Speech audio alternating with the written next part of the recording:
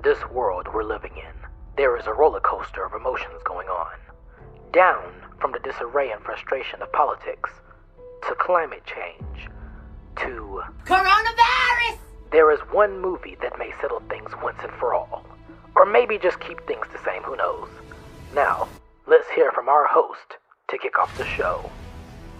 Greetings, podcast listeners. Welcome to another edition from the Western Reviews podcast, spotlighting various films and shows for reviews from a humorous, yet at times informational point of view. I'm your host, the Western Wonder, coming in from a long holiday. A very, very long holiday. I would think after the superstar cast insanity of Netflix's Red Notice from last month, I would be done with the all-star cast and XYZ movies trope. But alas, I'm here reviewing this movie.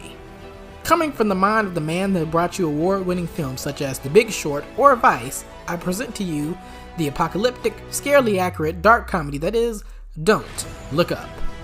Take a listen to the trailer, and I'll return right after to kick off the review with a plot rundown. So please, don't go anywhere.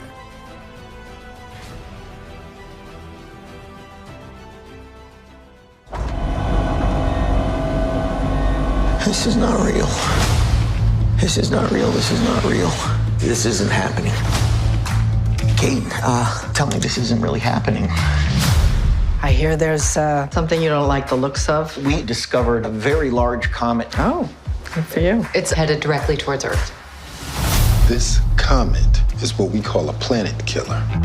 At this exact moment, I say we sit tight and assess. Sit tight and assess? Sit tight. And then assess. The sit tight part comes first, then you gotta digest it. That's the assessment period. This is the worst news in the history of humanity. He just blew us off. What are we gonna do? We have to release the information. So we just leak it. Our guests today have made a pretty big discovery in space. How big is this thing, though? Like, can it destroy my ex-wife's house? Is that possible? There's a 100% chance that we're all going to die. Kate? Kate? Hey. Well, the handsome astronomer can come back anytime, but the yelling lady, not so. Not so much. We're gonna get the news out there, one way or another. It's real and it's coming. FBI! Jesus Christ, you could have just called me. This comet contains $30 trillion worth of material. What do trillions of dollars matter if we're all gonna die? Oh, no, what if we're rich? That would be terrible.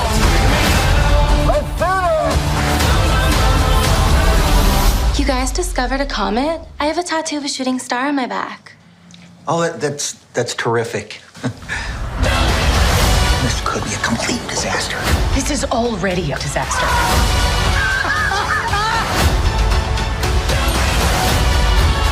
You know that girl from live TV said we're all gonna die? No. Yo, bro! You'll never take me alive! There it is! Giant comet hurling its way towards Earth! Can you see it? I can't. My head is in a bag. I did have the FBI put that bag over your head. They don't do that. The CIA does, but I made them do it. You know, I had a feeling. It's a good feeling, because that is what I did, and it was very funny and cool. And into the void we go. This film revolves around an eccentric assortment of characters, all with different plans and causes, but I'll break them down the best I can. The main characters leading the charge of the plot and eventual conflict in the story are two misunderstood scientists who go by the names of Dr. Randall Mindy, played by Leonardo DiCaprio, and Dr. Cate Blanchett, played by Jennifer Lawrence. The duo, one a professor and another a candidate of getting their PhD very soon, discover a comet in the sky and hope to get their names known after said discovery, only to find out that this particular comet is headed straight for planet Earth. Oh, wow. Oh, wow. Oh, wow. They hit the White House with a warning that a comet is on the way, accompanied by Dr. Ted Oglethorpe, played by Rob Morgan, a highly regarded member of NASA. However, their warning is not taken seriously with the idiots running the office. You have Meryl Streep, on brand for playing sarcastic egomaniacs, as the female president, Orlean, and her son Jason, played by Jonah Hill, who is, roll a clip. I'm an asshole! Asshole! They take on this warning, but put an egregious spin on it, not to alarm the public too much. Down the line of the characters are two artificial media hosts, played by Cate Blanchett and a Medea-less Tyler Perry, a matchup I would expect only Adam McKay to get together in a movie and say, this works, who anchored the morning show The Daily Rip, which has graphics that are eerily similar to another morning show that airs on NBC. If you've seen the movie or pictures from this particular setup, you know what show I'm referring to. You have various citizens who interact in some way with the main characters that are portrayed by actors and or musicians who are still on the come up in the industry. Has anyone out there ever heard of a Timothee Chalamet or Ariana Grande or even a Kid Cudi? I haven't.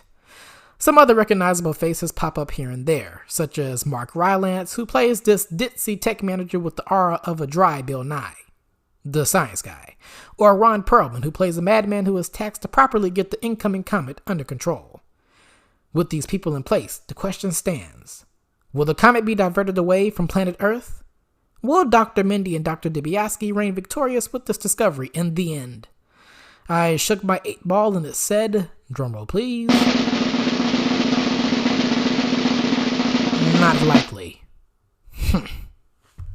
So yes, my thoughts about this movie will be rather simplistic and short. It's on point, like all of this. These themes of division and unrest in society have been going on in numerous ways for centuries, and still rages on today. And the bigwigs that are presented in this film are held accountable to some degree. I think this movie handles those themes very well. Not too over the top, but nothing too sugar-coated as well. The performances from the cast drive this movie to not feel like it's too long. Well, most of them anyway. Standouts to mention include Leonardo DiCaprio plays Dr. Mindy down with his ball of anxious, neurotic confusion. DiCap also has a very powerful ranting moment, which definitely rivals his yelling scene in The Wolf of Wall Street, also coincidentally starring Jonah Hill. That reminds me of that News Guy character in the movie Network, the one that screamed, "I'm mad as hell and I can't take it anymore." Leo gives that sort of vibe in that particular scene. J-Law as DiBiase gets the brunt of the stick in this movie and suffers more immediate consequences than good old Leo. One scene had the FBI plaques a bag on her head, courtesy of a request from Jonah Hill's character. She loses her boyfriend after the first meltdown about the comet during one of many interviews for the Daily Rip, and her parents, who share different political ideologies from her, don't want anything to do with her. It's just a rough patch for J-Law all throughout. Something to describe Streep and Hill's characters. You fucking fucking poop. The writers did a great job at making them unlikable, and they deserved every single thing that happened to them. Also, seeing Timothee Chalamet let loose, and not in the call me by your name sense of letting loose, by playing a more upbeat, fun character was nice and different for a change. This just about covers those positives I've noticed up front. This is one negative, and I feel like this continues the stream of movies that I do with different outcomes. Some movies have good acting and a bad script. Some may have both, or in the case of this film, it has both, but something very distracting as a viewer. Some of the hair provided from the cosmetics department, or wherever Hollywood gets their hair from, can be staffed under the category Greta Garbo. Plain garbage. Leo DiCaprio's beard looks rather artificial. And since Tyler Perry is in this, I'm just gonna randomly blame him for having someone in the crew thinking it would be funny if they got Rob Morgan's character Oglethorpe a cheap and odd looking wig or toupee that doesn't complement his hairline. Probably right after watching one of Tyler Perry's movies. At least no one is drinking cups of dry air in this one. However, the makeup department worked more in Cate Blanchett's favor. She really embodies the phoned-in news anchor looking aesthetic. All in all, this movie, via my rating scale of course, gets an amazeballs rating out of me. Close to under a 10 out of 10 in numericals. Despite that one distracting flaw of bad wigs and beards, never not Tyler Perry inspired, this film is scarily accurate in how relatable things currently are in society. The cast have all something to offer in this movie, and can leave you going through a roller coaster of emotions by the end after laughing most of the way. And I mean the sadder part, not the other part with Meryl Streep going back to her Caligula roots. Caligula. I said that right. Points if you caught that what?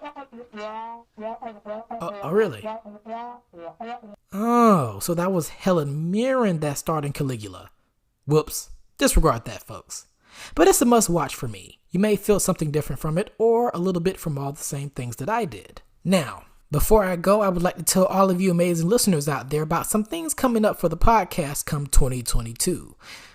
More reviews are coming, including some belated holiday fare in the coming days, award-contending dramas, and that Matrix movie. That was something else, huh? And also some TV retrospectives that I'm a bit behind on will be released at some point soon. But one of the most exciting projects that is coming up this week, yes, this week, I will be taking part of a live stream that will feature several indie podcasters trying to make it out here in these streets.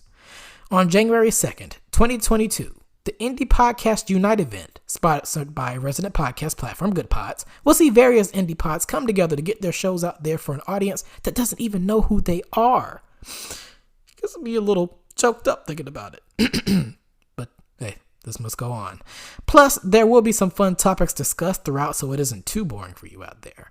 Some condensed bits will be available to listen on my own podcast, so look out for that soon. In case you're wondering how you can find out more info on this live stream and new review alerts, do not fret. You can follow me on Twitter, which is @reviews_western, or on my Instagram page, which is @WesternReviewsOfficial. Website will be on the way very soon. I am the Western Wonder, yes, the Western Wonder, and I hope you enjoyed this review of Don't Look Up, currently streaming on Netflix for all of eternity until a comet hits us or something. Be sure to subscribe to the show wherever you listen to podcasts, whether that be on Spotify or on Apple Podcasts or on iHeartRadio or Amazon Music. I could just go on for days. Just figure out where I am. I'm out there somewhere. Thank you all for tuning in and listening, and until next time, the Western Wonder is signing and worried about comments on my way out. Bye, have a great time.